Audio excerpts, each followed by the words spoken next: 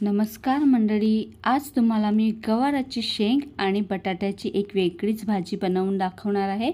तर गवाराच्या शेंगाची भाजी तर आपण खूपच वेगवेगळ्या प्रकारे बनवत असतो, पण आज मी जी भाजी तुम्हाला दाखवणार आहे ही भाजी जर एकदा बनवली तर घरातील सगळे पोट चाटून पुसून खाऊन जातील।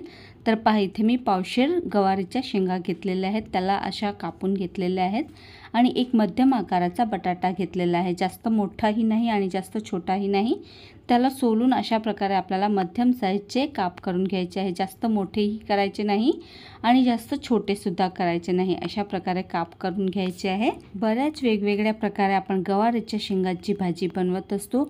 कोणी हिरव्या वाटणाची भाजी बनवते तर कोणी दाण्याचा कूट घालून बनवते, पण आज मी जी भाजी तुम्हाला बनवून दाखवणार आहे, माझी गॅरंटी आहे आधी तुम्ही कधीच बनवली नसेल आणि खाल्ली सुद्धा नसेल, पण टेस्ट एकदम अप्रतिम लागते। आता पहा, गवाराच्या शेंगाला धुवून आपल्याला कोरडा करून घ्यायचा आहे आणि बटाटा सुद्धा कोरडा करून घ्यायचा आहे। आता एका कुकरमध्ये मी 3 ते 4 चमचे तेल गरम करायला टाकलेलं आहे आणि त्यामध्ये बटाटा आपल्याला अशा प्रकारे फ्राय करून घ्यायचा आहे। अगदी 2-3 मिनिटच फ्राय करायचा आहे, जास्त फ्राय करायचा नाही। आणि गवारीची शेंग सुद्धा अशाच प्रकारे 2-3 मिनिटं आपल्याला फ्राय करून घ्यायची आहे। ती क्लिप माझ्याने डिलीट झाली म्हणून मी तुम्हाला अशीच तोंडाने सांगते आहे। तर दोन्ही वस्तू मी फ्राय करून घेतलेल्या आहेत आणि आता एक चटणी आपण तयार करणार आहोत। त्यासाठी 5-6 लसूण पाकळ्या घेतलेल्या आहेत आणि 1 चमचा लाल तिखट घेतलेला आहे। थोडंसं मीठ घालायचं आणि याला बारीक वाटून घ्यायची आहे, जास्त जाड वाटायचे नाही, अशा प्रकारे बारीक वाटून घ्यायचे आहे। आता पहा, जी गवारीची शेंग आणि बटाटा आपण फ्राय करून घेतला होता त्यामध्ये ही लसूणची चटणी घालायची आणि सगळ्या भाजीला अशा प्रकारे मिक्स करून घ्यायची आहे, म्हणजे याचं कोटिंग करून घ्यायचं आहे।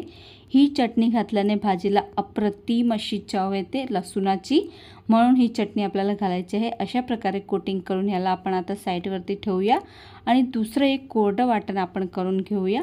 त्यासाठी इथे मी 1 चमचा तीळ घेतलेले आहे आणि जी बारीक शेव येते ती मी 1 मोठा चमचा घेतलेला आहे। बारीक शेव नसेल तर तुम्ही कुठलीही जाड शेव सुद्धा घेऊ शकता। आणि पहा, जे आपले तिखट शेंगदाणे असतात की नाही, जे रेडीमेड सुद्धा बाजारात मिळत असतात, त्याला बेसनाचं असं कोटिंग केलेलं असतं, ते शेंगदाणे मी अर्धी वाटी घेतलेले आहे। आता हे सगळं साहित्य आपल्याला खलबत्त्यामध्ये घालायचं आहे आणि जाडसर असं वाटण बनवून घ्यायचं आहे। पहा, जास्त बारीकही करायचं नाही आणि जास्त जाडही ठेवायचं नाही। हे वाटण तुम्ही हवं तर मिक्सरच्या भांड्यामध्येही करू शकता। मिक्सरला पल्स मोडवरती करायचं आणि जाडसर असं वाटण करून घ्यायचं आहे। हे पहा, अशा प्रकारे मी वाटण करून घेतलेलं आहे। तर एवढंच आपल्याला जाड ठेवायचं आहे, जास्त बारीक करायचं नाही। आता आपण 1 टमाटरची प्युरी सुद्धा करून घेणार आहोत। हवं तर टमाटर कापून सुद्धा घालू शकता, पण मी प्युरी घालूनच घालते, म्हणजे ज्याला टमाटे आवडत नसतील ते सुद्धा खातील, म्हणून मी एकच मोठा टमाटर घेतलेला आहे आणि याला मिक्सरच्या भांड्यामध्ये घालून आपल्याला बारीक अशी प्युरी बनवून घ्यायची आहे। तर पाहिजे तर तुम्ही बारीक बारीक टमाटर वाटून सुद्धा घालू शकता। आता दुसरं एक आपण भाजीमध्ये घालण्यासाठी चटणी तयार करूया। तर 1 चमचा लाल तिखट घ्यायचं आहे आणि अर्धा चमचा गरम मसाला, 1 चमचा धणे जिरे पूड आणि अर्धा चमचा हळद घालायची आहे आणि त्यामध्ये थोडंसं पाणी घालायचं आणि अशी पेस्ट बनवून घ्यायची आहे।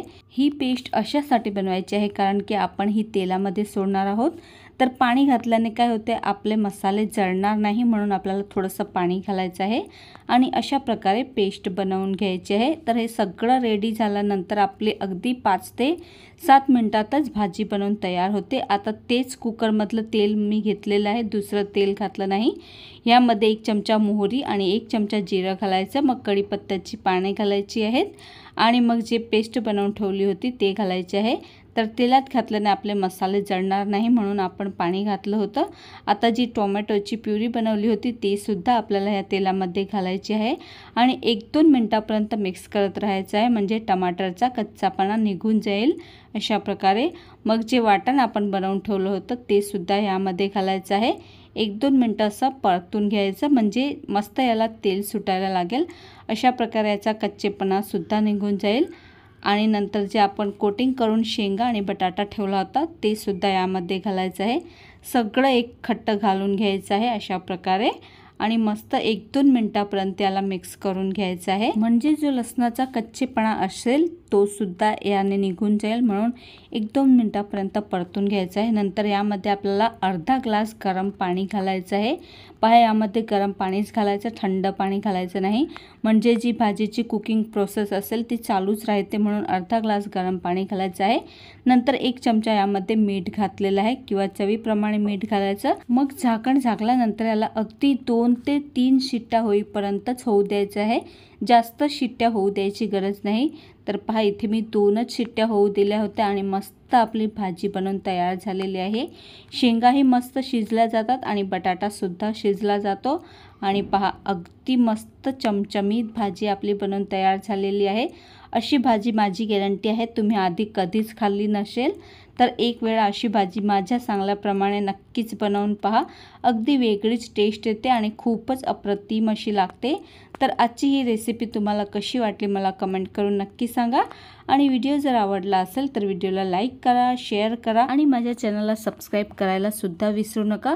आणि अशाच नवनवीन रेसिपीजचे व्हिडिओ बघण्यासाठी शेजारचे बेल आयकॉन सुद्धा प्रेस करा, जेणेकरून मी जेव्हाही नवीन रेसिपी अपलोड करेल त्याचे नोटिफिकेशन तुम्हाला सगळ्यात आधी मिळेल।